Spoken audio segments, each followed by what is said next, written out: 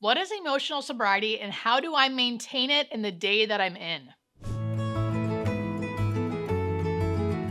So, what am I talking about? Emotional sobriety. To me, alcoholism and addiction is very misunderstood, and most people think it's just about not doing the drugs or not drinking the alcohol. For me, in my experience, it's so much more than that. Once those things are removed, how do I now live my life? How do I live out this thing? Drugs and alcohol, that was basically helping me move through life. And to me, that is emotional sobriety. To me, that is recovery, learning how to live a sober life. So emotional sobriety is just as important to me as physical sobriety. So let's talk about it and how do I do it? For those of you who don't know, I've been sober for 9 years and I consistently practice a 12-step program to help maintain my sobriety, emotional and physical. But how I got there was when I initially stopped using drugs and alcohol 9 years ago, I did not consider myself an alcoholic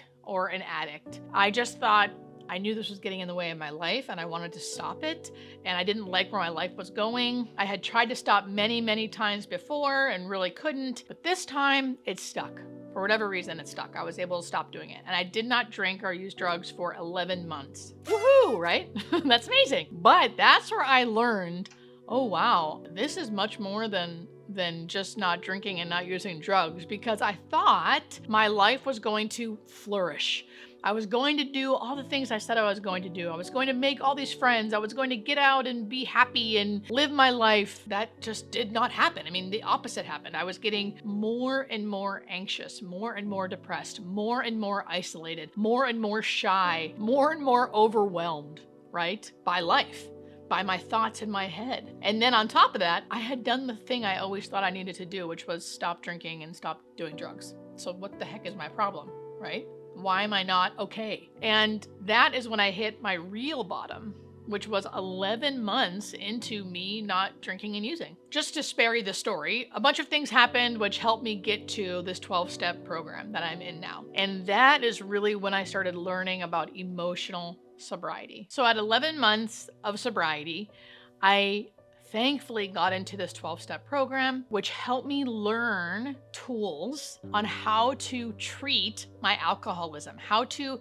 not just not drink and use drugs, but also how to treat my thinking, how I felt, how to get relief from feeling overwhelmed, from feeling depressed, from feeling anxious. Now, don't get me wrong. I definitely eventually also sought outside help, meaning I went to a doctor, I went to a psychiatrist, I have a therapist. There's many things I do to help with my mental health. But one of the big things is basically using the 12-step program to not only not drink and use, but also feel happy, joyous, and free in the day that I'm in. I really try to stay in 24-hour period increments. You know, I wake up in the morning, I feel anxious. I feel overwhelmed by thinking about the day, thinking about my schedule. Maybe I don't want to go to work, or this thing is annoying me and it's still lingering in my head. I wake up, I pray and meditate. That is something I do, even if it's just for 2 minutes at a time, just centering myself and remembering what I'm here to do, that I'm cared for, that I'm okay, you know, trying to get into that grateful mindset. Try to think of others, right? How can I be of service to other people? Those things really help me throughout my day. And as my day goes on, to keep that emotional sobriety, I try to do certain things to help maintain that. A lot of the things I do are reaching out to others. So calling other people, actually calling, not just texting, calling other people and asking, how are they? How are you doing? How can I help you? What's going on with you? Work can really help me because I get out of my mind and I can help other people. So work can really help me as well. I attend 12-step meetings, which really helps me. And not only do I attend those meetings, I participate, I go early, I talk to people, I stay after, I talk to people. A lot of times when I am feeling bad, my brain tells me to go away and be alone. And that just creates me feeling worse. But learning how to be emotionally sober, I take contrary action and I connect to people. I say my truth.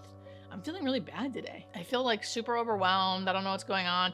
I connect to other people who are safe to connect with. Now, you could do that to somebody who's not very safe and they might make you feel worse. So you have to find your people, right, to help connect you. People who will say their truth back to you. There's something about connection, at least for me, that really brings me out of that. Also, because I've been doing this for so long, I can now see the difference between when I'm doing something that's a little more like alcoholic behavior, right? Like if I'm isolating because I feel bad versus me going, no, I know my boundaries and I need to be alone right now. It's actually healthy for me. It's good for me to be alone. There is a difference there, and I can see it more clearly now because I've been sober and I've been in recovery for 9 years. That's not how it was when I first started out, but now that time has gone on, I can clearly see now when it's more like alcoholic behavior versus me actually just needing to be alone to rejuvenate my battery. Sometimes I do need to be alone to fill my cup. Another simple phrase that I learned over the years is something called halt. So hungry, angry, lonely, tired, halt. If you're feeling any of those things, you pause.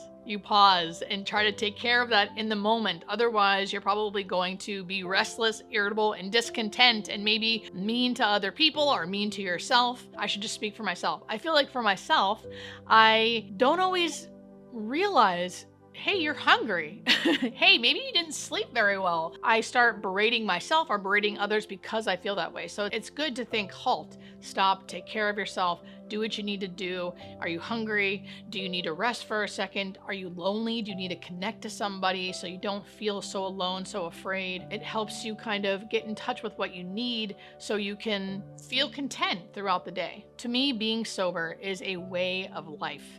It's a way of life to exist in the world. And I use my recovery to help me live a certain way in life so I can feel content and peaceful throughout the day. And honestly, it's 24 hours at a time. I have to kind of keep redoing this every 24 hours. That is why so many people are in 12-step programs for their whole life. It's like a way of life for them to live. And that is how I try to maintain my emotional sobriety in the day that I'm in. I think it's so important to talk about this aspect of sobriety because I think so many people think it's just about stopping the thing. If I just stop the thing, I'll be better. That is some people's cases, and everyone will do this different ways. Everyone has their own way to do it, and that's totally fine. This is just the way I did it. This is all I know. I know that I couldn't just stop the thing. I had to learn a new way of life because that was my life for so long. That's how I managed everything. How I managed my feelings, how I managed my thoughts, how I managed my sleep. So I had to learn a new way of life. And this has helped me so much. And I didn't understand addiction until I went through it. So I always think it's so important to share my story to hopefully help people know that they are not alone. And if this is how you're feeling, you are not alone. There are so many of us out there. I was so confused after I stopped drinking and using drugs. Like, why am I not better? I was so confused. I didn't understand. And I want people to know that you're not alone and there is help out there. So I hope this helps somebody, and I love you guys.